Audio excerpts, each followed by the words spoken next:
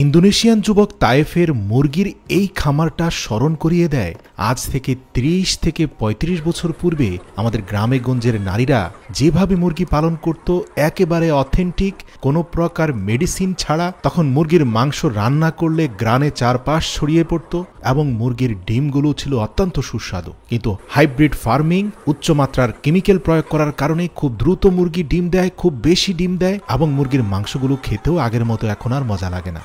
আপনারা দেখতে পাচ্ছেন যে গুহার মতো মাটি খুদে একেবারে বন জঙ্গলে বনমোরগেরা যেভাবে ডিম পাড়ে সেভাবে তার খামারের মুরগিগুলো ডিম পেড়ে থাকে এবং সে খাদ্যদ্রব্য হিসাবে যে খাবারগুলো মুরগিকে খাওয়ায় সেগুলো তো রীতিমতো আপনাকে অবাক করে দিবে। এই যে তার বাঁধাকপির ক্ষেত দেখছেন, যদি আপনি ভেবে থাকেন সে বাঁধাকপি বিক্রি করে সবজি হিসাবে, আপনি ভুল করছেন।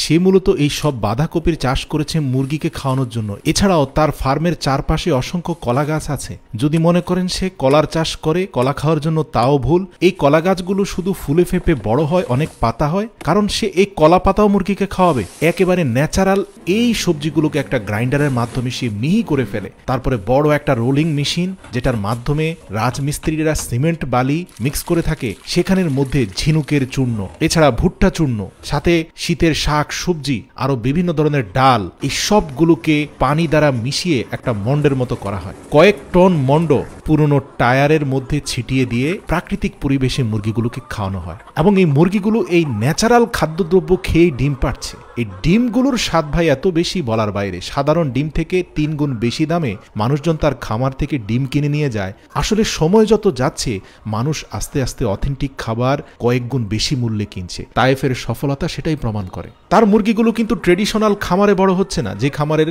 উপরে থাকে অনেক লাইটিং, নিচে থাকে অনেক বিভিন্ন ধরনের কেমিক্যালাইজড প্রসেস, চারপাশের দেয়ালে থাকে বিভিন্ন পাখা ফ্যান।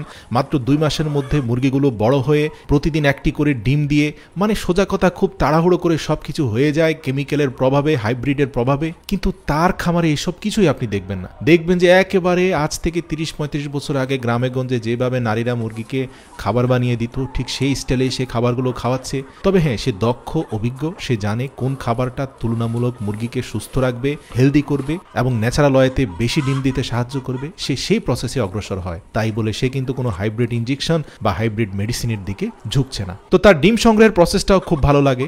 একেবারে ট্রেডিশনাল ওয়েতে মুরগিগুলো বিভিন্ন স্থানে ছোট ছোট খোপ করে করে সেখানে ডিম পাড়ে, সে ডিমগুলো সেখান থেকে সংগ্রহ করে। এই ন্যাচারাল ওয়েতে মুরগিগুলো ডিম পাড়ার কারণে অনেক ক্ষেত্রে দেখা যায় 2-4টি ডিম নষ্ট হয়ে যায়। কিন্তু এতে তায়েফ মন খারাপও করে না, আবার সে তার প্রক্রিয়াও চেঞ্জ করে না, কারণ সে চাচ্ছে 100% ন্যাচারাল ওয়েতেই যেন মুরগিগুলো ডিম পাড়ে, যে ডিমগুলোর চাহিদা এখন মানুষের কাছে অনেক বেশি। আর এই প্রক্রিয়ায় ডিম পারলে সবগুলো ডিমের সাইজ একরকম হবে না, কিছু ডিম বড়, কিছু ডিম ছোট হবে। আর ডিমগুলোর গায়ের রং 100% সোনালী হবে না, কিছুটা সাদাটে হবে। আর এগুলো খেতে অনেক বেশি সুস্বাদু। এবার আপনাদের জানিয়ে রাখি, দীর্ঘ 170 কিংবা 80 দিনের মাথায় সে মুরগিগুলো বিক্রি করে। আর এই মুরগির মাংসের স্বাদ এক কথায় অনবদ্য, একেবারে পাহাড়ি বনমোরগের মতো স্বাদ।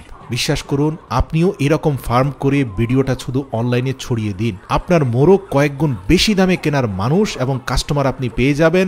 যাদের কাছে পৌঁছাতে হবে না, তারা আপনার ঘর থেকে এসে কিনে নিয়ে যাবে। আপনি ডিম এবং মোরগ সাপ্লাই দিয়েও শেষ করতে পারবেন না, কিন্তু নিশ্চিত করতে হবে যে আপনি সততা এবং স্বচ্ছতার সাথে অথেন্টিক মোরগ এবং ডিম উৎপাদন করছেন। ভিডিওটি এতটুকু হেল্পফুল মনে হলে অবশ্যই শেয়ার করার বিনীত অনুরোধ করছি।